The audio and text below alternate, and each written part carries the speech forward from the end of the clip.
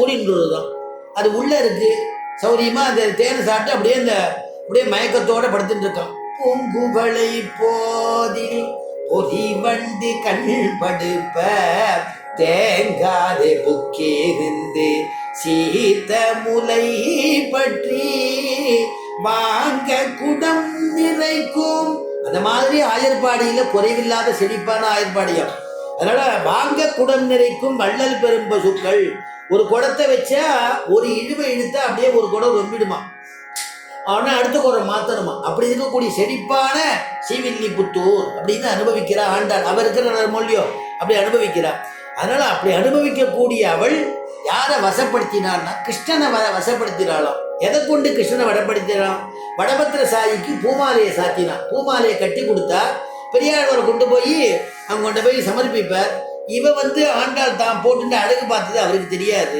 ஒரு நாள் கொண்டு போய் கொடுக்கும் பொழுது பார்த்தாக்க அவர் பெருமாள் பேசினா, இந்த மாலை நமக்கு உகப்பு இல்லை, எடுத்துட்டு போயிடுங்கோ, ஆண்டாள் சாத்தி வச்சிருப்பா, அந்த மாலையை கொண்டு வாங்கன்னார். அது வரைக்கும் அவருக்கு தெரியாது பெரியாழ்வாருக்கு. இவன் இந்த பெருமாளுக்கு நாம பொருத்தமா இருப்போமான்னு அந்த மாலையை சாத்திட்டு கண்ணாடி இல்லாத காரணத்தினால கண்ணாடி கிணறுன்னு ஒன்று இருக்கு ஸ்ரீவில்லிபுத்தூர்ல, அதுல அப்படி அழகு பார்த்துப்பாளா மாலையை பிடிச்சிட்டு நம்ம நல்லா இருக்கோமா, அதாவது பெருமாளுக்கு சமமா அழகா இருக்கோமா, பெருமாளுக்கு இந்த மாலை சாத்தினா எப்படி இருக்கு, நமக்கு எப்படி இருக்கு அப்படின்னு அவள் அழகு பார்த்துப்பாளாம். அதனால அப்படிப்பட்டு தான் மாலையை சாத்தி பெருமாளுக்கு சாத்தி பெருமாளை தன்வசப்படுத்தின ஆண்டாளுங்கிறார். அதனால சுவாமி தேசிகன் ரொம்ப அனுபவிக்கிறார். துங்கை ரகிர்த்ரிமகிர ஸ்வயமுத்தமாங்கைஹி துங்கை ரகிர்த்ரிமகிர ஸ்வயமுத்தமாங்கைஹி யம் சர்வகந்த இதி சாதர முத்வகந்தி ஆமோதமன்யமதிகச்சதி மாலிகாபிஹி சோபித்வதீய குடிலாலக வாசிதாபிஹி துங்கை ரகிர்த்ரிமகிர ஸ்வயமுத்தமாங்கைஹி.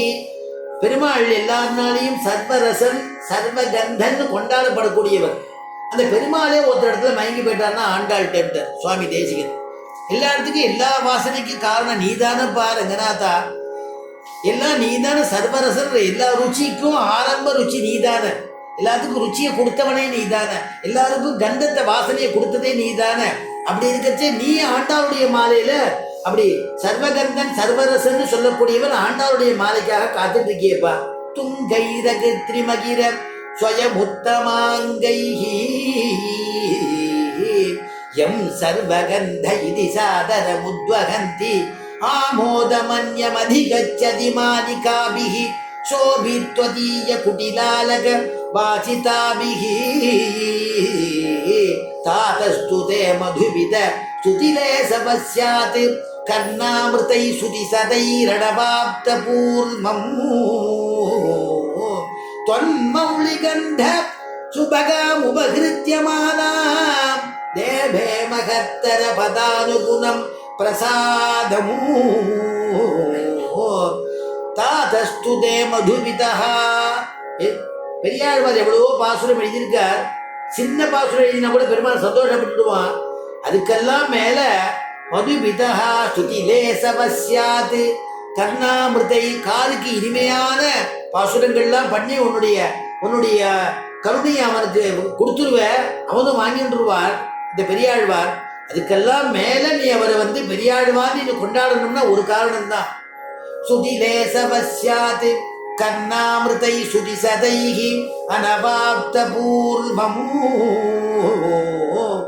தொன்மௌளிகந்த சுபகா. அந்த தாயாருக்கு சாத்தினதான ஆண்டாளுக்கு சாத்தின மாலைய நீ கொண்டு போய் உபகரிச்சிய பெருமாளுக்கு. அதனாலதான் உனக்கு பெரியாழ்வார்னு பேருங்க சுவாமி தேசிகன். அதனால தொன்மௌளிகந்த சுபகா உபகிருத்தியமானாம் தேவே மகத்தர பதானுகுணம் பிரசாதமு. அப்படிப்பட்டதான தாயாரம் என்ன ரங்கநாதன் தான் நினைச்சிட்டு இருந்தா. அதனாலதான் தேசிகன் ஒரு பாசுரத்தினாலேயே ரங்கநாதனை கொண்டாடினார் இல்லையா. ஆராதவருளமுதம் பொதிந்த கோயில் அம்புயத்தோன் அயோத்தி மன்னர் கழித்த கோயில் தோராத கலிவீரன் தொழுத கோயில் துணையான வீடனர்க்கு துணையாங்கோயில் சேராத பயனெல்லாம் சேர்க்கும் கோயில் செழுமறையின் முதலெழுத்து சேர்ந்த கோயில் தீராத வினை அனைத்தும் தீர்க்கும் கோயில் தீராத வினை அனைத்தும் தீர்க்கும் கோயில் திருஅரங்கம் என திகழும் கோயில்தானே திருஅரங்கம் என திகழும் கோயில்தானே